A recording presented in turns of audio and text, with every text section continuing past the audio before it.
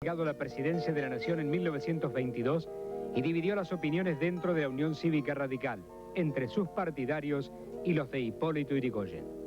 Alvear fue un personaje contradictorio, con una personalidad muy particular, por momentos desmesurada. Pertenecía a una de las familias más tradicionales de la aristocracia argentina. Fue criado en un verdadero palacio ubicado en Juncal y Cerrito de la capital federal. Su primer contacto con la política fue haber apoyado a Leandro Alem en 1890, cuando se fundó la Unión Cívica. Por entonces, Alvear era un joven estudiante de Derecho que veía con entusiasmo la llegada de un partido que presentara una alternativa diferente a las puertas del siglo XX. Pero el joven Marcelo estaba muy lejos de limitar sus actividades a la política. Era un verdadero dandy, al que le gustaba la noche porteña y la milonga. Practicaba además varios deportes, desde el box hasta el tiro. Y era un enamorado perdido por París, su lujo y su noche, como tantos jóvenes de la oligarquía ganadera por esos años. Constantemente viajaba a Europa y pasaba largas temporadas en Francia. En sus breves estadías en el país continuaba pendiente de la marcha política de su partido. La Unión Cívica Radical, liderada por Hipólito Yrigoyen, buscaba el camino de legitimar su condición de ser el partido más popular de principios de siglo. Alvear se acercó a Yrigoyen y el caudillo lo trató muy especialmente.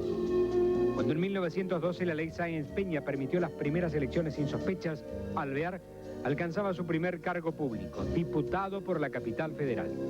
Para esta época ya estaba casado con la soprano portuguesa Regina Pacini, con quien vivió una historia de amor casi novelesca. Alvear la había conocido en su gira por Argentina en 1898 y se enamoró perdidamente, al punto de que en cada presentación le obsequiaba un ramo de flores. Sin embargo, la Pacini regresó a Europa sin aceptar las proposiciones de Alvear. A partir de allí, el joven Marcelo siguió a la soprano por todo el mundo durante 8 años, hasta que finalmente conquistó su amor. Se casaron el 26 de abril de 1906 y como regalo de bodas le obsequió una villa en las afueras de París con un enorme parque. Alvear fue reelecto diputado en 1916 y por entonces ya era considerado uno de los hombres con más posibilidades de suceder a Yrigoyen. El propio caudillo lo eligió para su sucesión en la presidencia y el 2 de abril de 1922 llegaba al poder. Su gobierno no tuvo contratiempos, con una economía estable a partir del modelo agroexportador, y era la época en que se había acuñado la frase «con una cosecha nos salvamos». Al finalizar su mandato en 1928, regresó a Francia y allí permaneció hasta 1931. Su enfrentamiento con Yrigoyen ya era público y el partido se había dividido en personalistas y antipersonalistas. Cuando Uriburu derrocó a Yrigoyen, Alvear había dicho: «Más le hubiera valido morir luego de su primer mandato», culpando al caudillo por el abrupto final de su gobierno.